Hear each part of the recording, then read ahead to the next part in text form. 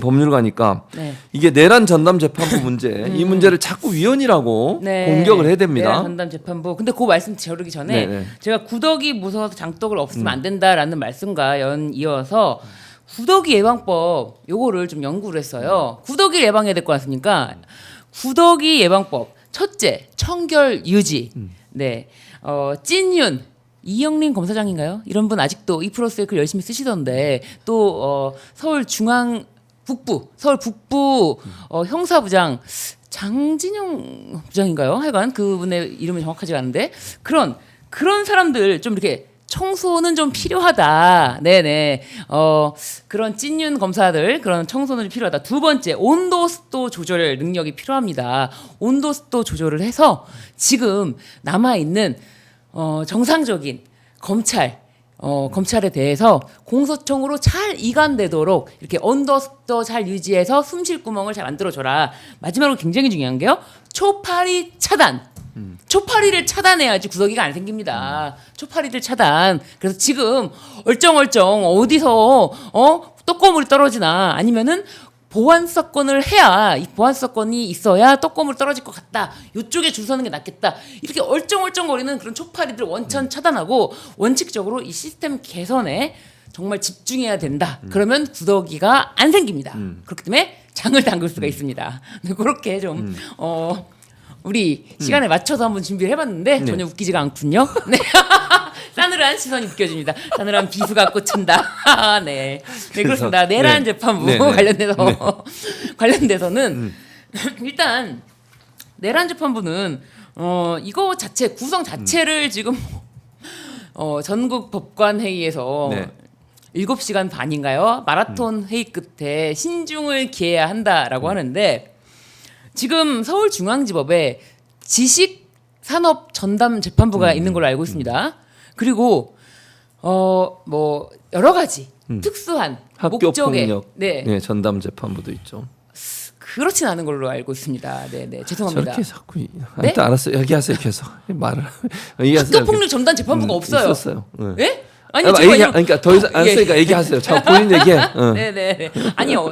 바로 잡아야죠. 없는 걸 있다고 할 수는 없지 않습니까? 변호사인데요. 네.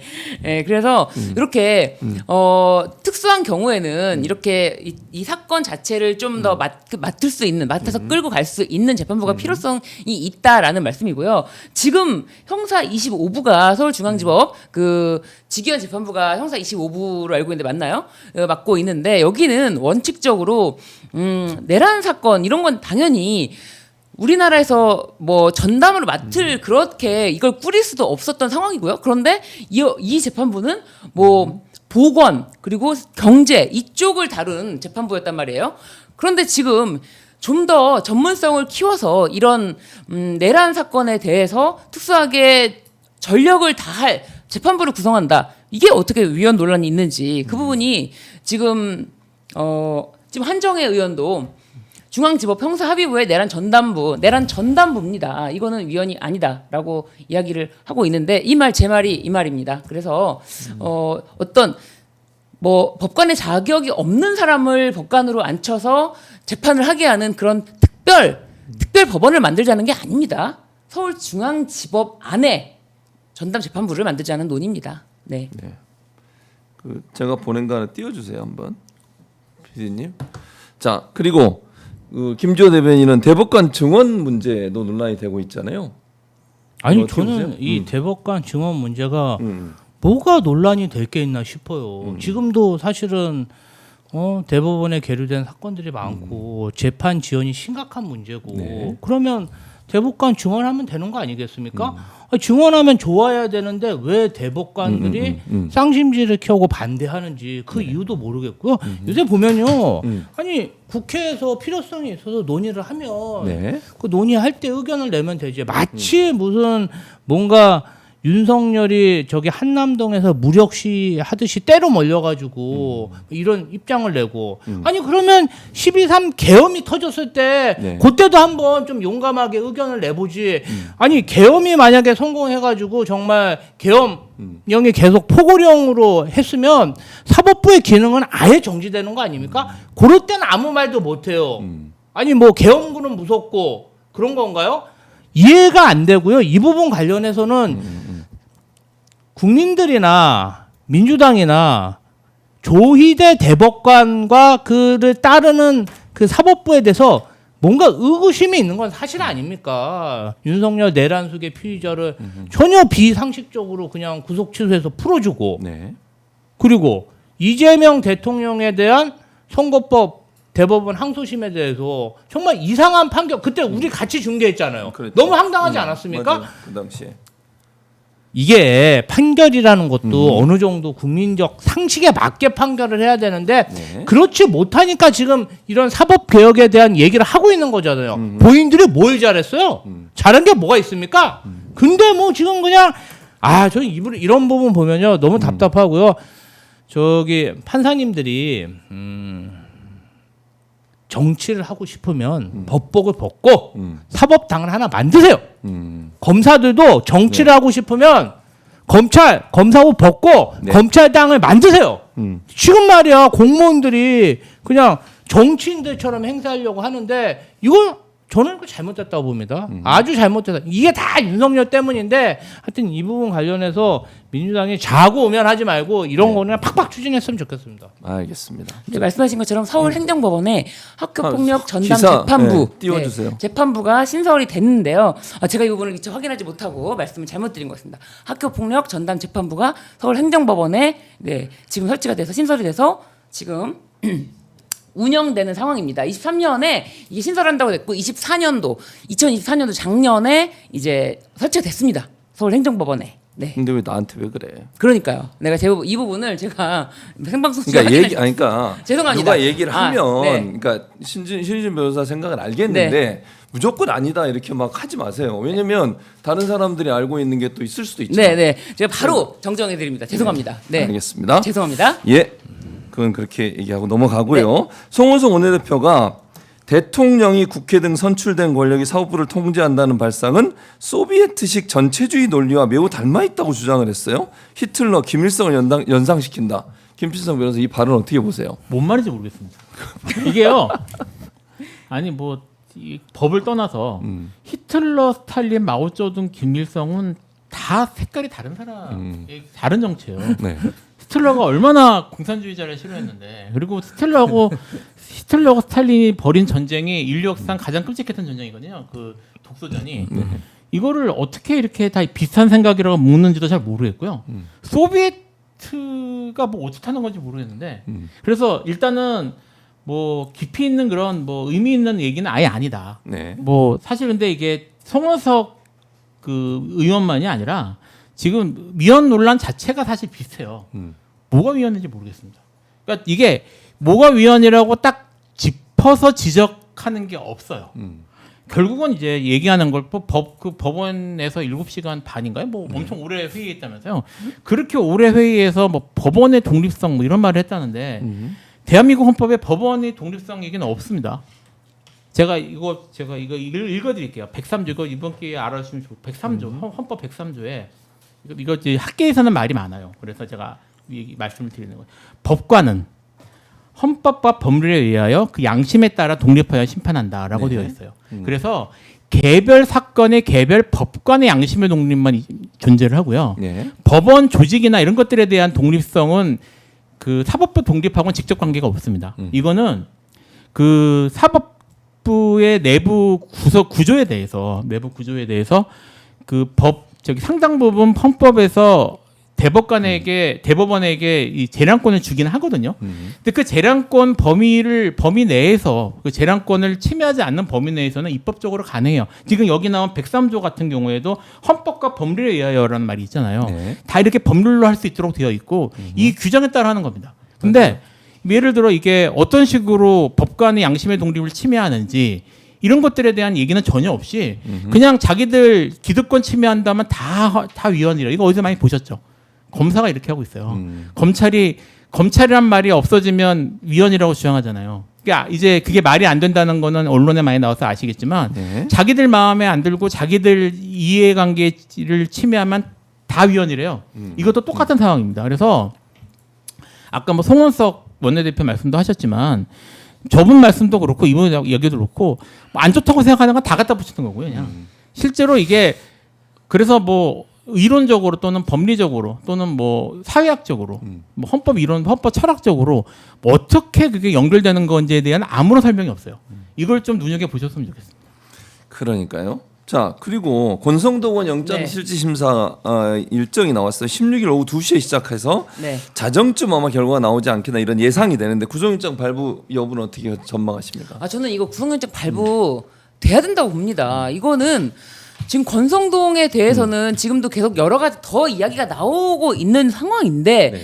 정말 확실한 것에 대해서 구속영장을 친 거 아닙니까? 심지어 지금 돈을 줬다는 사람의 진술뿐만 아니라 돈을 주기 전에 사진 그리고 돈을 줄 때 그 같이 동석했던 사람에게 보낸 문자 네. 그리고 돈을 준 다음에 보낸 문자 그리고 돈을 준 날 기록한 수첩 이 정도면은 이거는 범죄가 완성됐어요. 그런데 이 사람이 어떻게 했습니까? 왜 더 구속해야 되냐면은 이 사람은 증거인멸의 염려, 우려. 왜?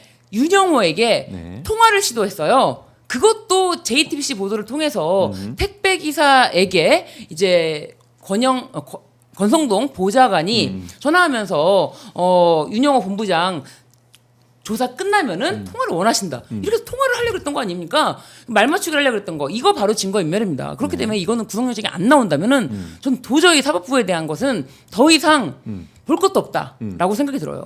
네. 변호사한테 물어보고 나 김필성 변호사 어떻게 전망하세요? 저요? 네. 저는 법원에 대한 신뢰가 높지 않아서요. 어떻게 안 나올지 나올 잘 수도 모르겠습니다. 어떻게 될지 잘 모르겠습니다. 지금 말씀하셨던 것처럼 네네. 이게 저는 이제 그 사실 그 불구속 수사가 원칙이라고 생각하는 사람이고 예. 그리고 구속이라고 하는 것은 법에 따라서 이루어져 있다고 생각을 하는데 네. 우리나라는 나쁜 놈은 때려잡 구속시켜야 된다는 식으로 운영되는 게 확실히 문제라고 생각하고요. 그런 측면에 있어서 그 권성동의 구속도 나쁜 놈이니까 그렇다고 접근하면 안 된다고 생각은 해요. 근데 구속을 해야 되는 예외적 사유로 돼 있습니다. 형사소송 예외적 사유 중에 가장 중요한 게 증거인멸. 그 다음에 위해를 끼칠 위험 이런 것들이거든요. 근데 네. 지금 그런 점에 있어서 지금 신유진 변호사님 말씀하신 것처럼 명백한 게 있어요. 근데 구속이 되는 게 맞는데 네. 이게 이제까지 그 현재 지금 그 내란 관련된 법원의 태도를 보면 그 불구속 원칙, 그 다음에 인권에 대한 보호를 특히 이제 국힘에 관련된 경우에 좀 더 신경 쓰는 듯한 모습을 계속 보이고 있습니다. 제가 그 혹시 그 동물농장이라는 그 책 그 있잖아요. 조지 오웰. 예, 네. 조지 오웰. 거기 유명한 말이 있거든요. 모든 동물은 평등하다. 하지만 어떤 동물은 더 평등하다. 라는 말이 있거든요. 어떤 사람들은 더 평등한 게 아닌가 저분들 앞에서 라는 생각이 좀 들어서 사실 저는 나가봐야 한다고 생각을 합니다. 결과가 네. 장담할 수 없다. 근데 권성동 의원 같은 경우는 증거 인멸 정황이 너무 뚜렷하지 않나요? 그 윤 뭐 본부장 저기 조사받고 나서 네네. 그 권성동 보좌관이 다른 택배 기사한테 전화해가지고 지금 급하게 통화하고 싶다는 게 다 녹취가 돼서 보도로 나오지 않았습니까? 그랬죠. 이 사람은 그냥 확신범인데 저런 사람은 그냥 밖에 있으면 증거 인멸을 밥 먹듯이 할 텐데 법원에서 이를 자시하면 저는 안 된다고 생각하고요. 네. 권성동 의원 자체가 그동안 너무 죄질도 안 좋고 여러 가지 범죄 의혹에 정말 미꾸라지처럼 잘 살아남았는데 이번에는 좀 단죄를 받았으면 좋겠습니다. 네. 네. 그랬으면 좋겠다. 그리고 또 하나 이제 한학자 통일교 총재 이 사람이 계속 지금 소환에 불응하고 있는데 그래서 특검에서 강제 소환도 그러니까 뭐 체포영장 신청도 가능하다는 뉘앙스의 발을 하니까 갑자기 입장이 나왔습니다. 특검 조사에 이제 세 차례 불출석해서 보통 이제 3번 정도 불출석하면 체포영장 발부가 일정 좀 되는 것이 뭐 일반화돼 있기 때문에 그랬더니 17일, 18일 자진 출석하겠다 이렇게 좀 얘기를 했다는 거예요 변호인 측에서. 근데 어떻게 보세요? 나올 것 같으세요? 어떠세요? 근데 이 한학자 총재가 지금 피의자로 지금 네. 소환되는 거잖아요. 네. 그리고 한학자 총재가 관련이 없다. 관련이 하나도 없다. 이거를 뭐 본인이 진짜 관련이 없다라고 주장을 할 거면 본인이 직접 나올 수밖에 없는 상황이에요. 여기서 뭐 감히 우리 총재를라고 우리 한학자 총재님을 우리 그 참 어머니를 뭐 체포해라고 할 수 있겠지만 그쪽 통일교 사람들은 그렇지만 우리가 보기에는 와 정말 저 윤영호 본부장이 뭐 지금 다 얘기하지 않습니까?